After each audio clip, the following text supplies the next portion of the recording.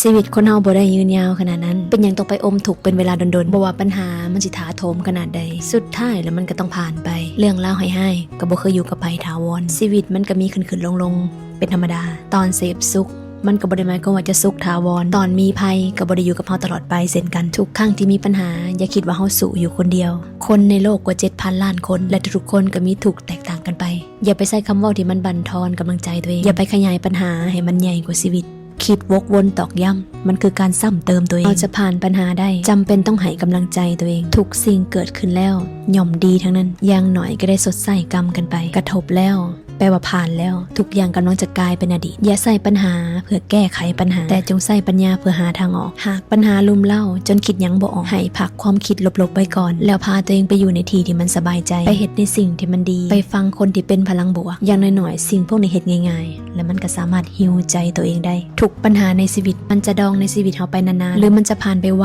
ขนาดใดมันขึ้นอยู่ที่พลังใจในตัวเองทุกนานคิดลบนานๆปัญหานั่นก็นอนเนื่องในใจนานชีวิตกระดิ่งนานแต่ถ้าปรับวิธีคิดไปในด้านบวกประคองอารมณ์